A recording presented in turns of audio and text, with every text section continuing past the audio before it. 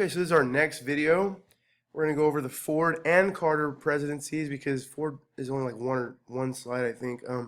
Doesn't do too much that you need to understand about, but let's go ahead and look at the Ford and Carter presidencies. So understand that Ford's going to become president after Nixon resigns due to the Watergate scandal. That's how Ford is going to become president. So he's going to be president from 1974 until 1977. Okay, let's move on.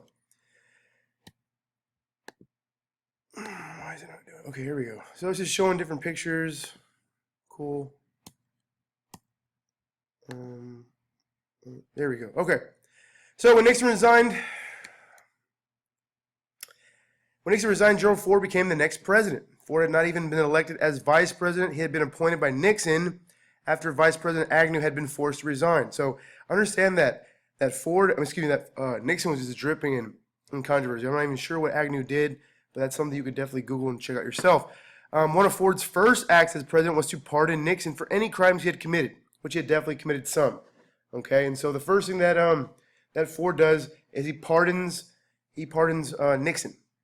Pardoning is just saying, okay, you can't be tried or convicted or indicted or anything like that of any crimes. It just makes you invincible legally.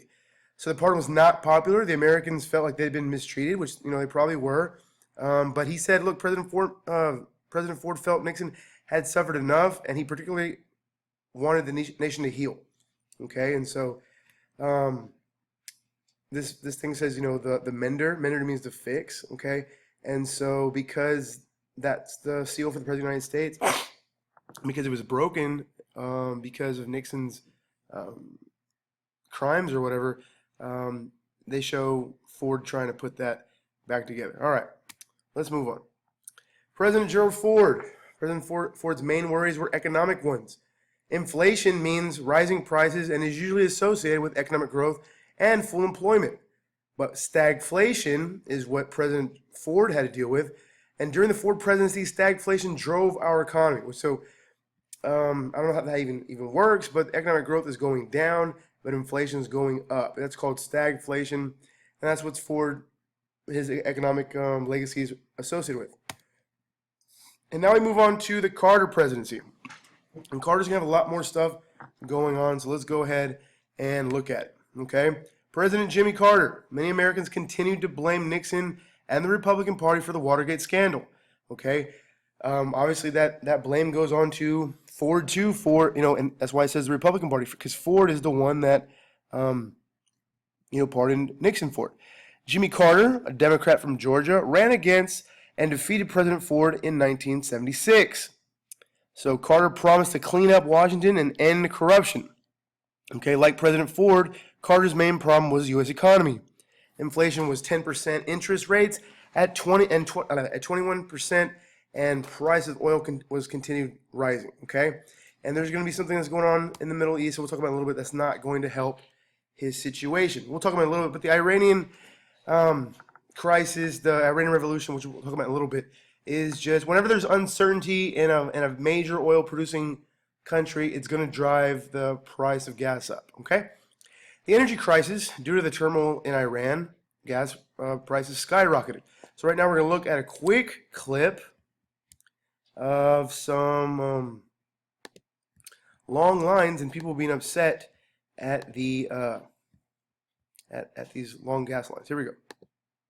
As there are, pressure is building again in Washington for a new look at gas rationing.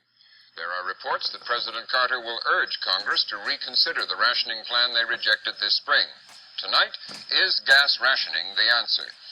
But first, for those of you who've been spared the experience so far, we want to share the emotions Americans are feeling on the gas lines. Late last week, independent producer Phil Garvin spent a day on a line at a service station in Queens, New York. And this is what happened. As has become common in many states in the East, cars have been lining up before dawn. By the time the pumps opened, many had been waiting 2 and 3 hours for gas. I've been here since 4:30 this morning. It's ridiculous waiting online here. I couldn't get gas Tuesday. The line was about 8 blocks long. It was ridiculous. It was unbelievable waiting online. I can't take it anymore. I've been carpooling. It's my turn to get gas, and thank God I'm able to get gas today. I don't care how much it costs. I just got to get gas. Got to get to work. People are very desperate. They depend an awful lot upon their cars, and it seems to be no limit to how far they'll go to keep driving that car. I thought my husband would be able to get gas. He came here at 20 after 5, and he called me at 6 that I should come out and take over because he's got to go to work. And that's what I did. And I'm here where the car is here since 20 after 5. I just can't believe. Where's your husband? He's in the synagogue praying for me. I'm here since 5 in the morning. I spend every day 3 hours on the line. I am always nervous about gas. I can't concentrate on my work. I always have to look at my gas gauge and find out where I can get gas. I went out this morning. We had a lot of work on the radio. People that called for cabs. I couldn't answer the calls. My tank is almost empty. Financially, it absolutely got to a point where it's just impossible to make a living. My patience is wearing very thin because everybody comes in, all they want to talk about is gasoline. When are you getting a delivery? When can I get the gasoline? Can I leave the car overnight? My daughter wanted to come here, so she found out there's a gas station open on Main Street, pumping gas at 4 o'clock. So she got online. She was number 33 online. And it was all a hoax.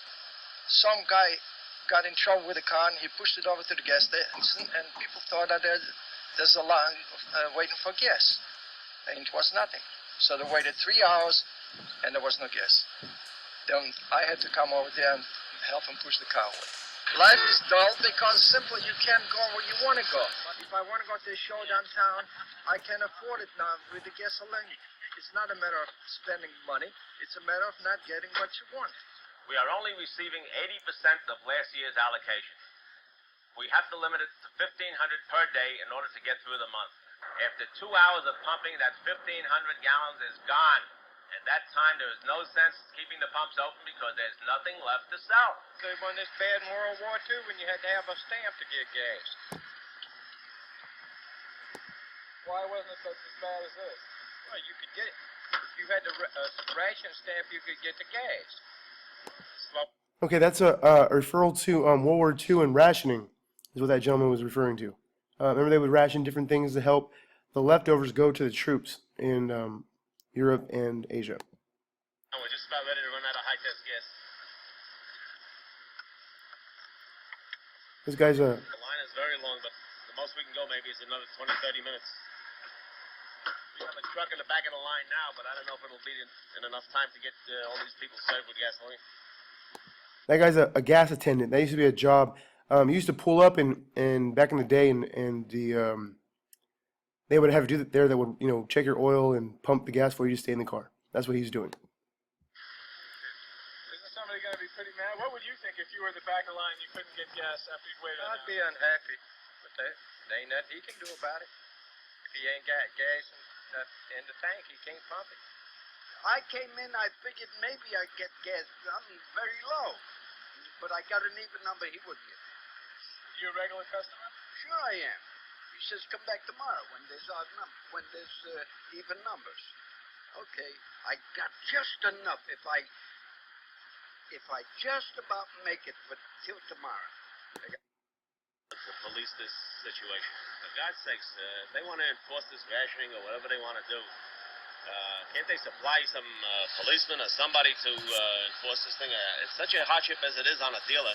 We expect us to be a policeman and a judge and a rationer and God knows what else. How the heck can we all do all this way? I don't get regular gas. Okay, so that's pretty much the gist of it. But that guy makes a good point. Like, how are you supposed to deal with people? Because there's probably people who are going to get irate, or very upset, angry, when they've been waiting for 2 or 3 hours, and you tell them, okay, you can't get gas today.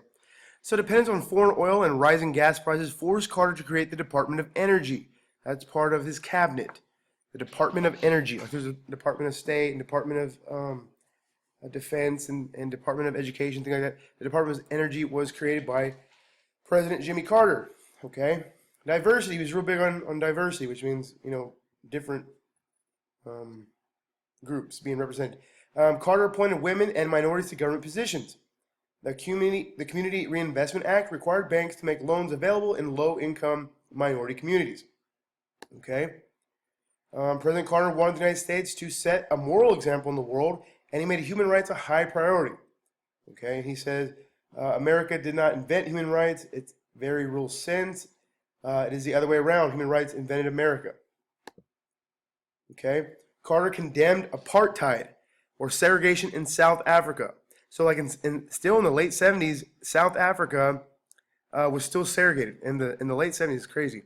He pressured the Soviet Union into allowing its Jews. Oh, of course you are.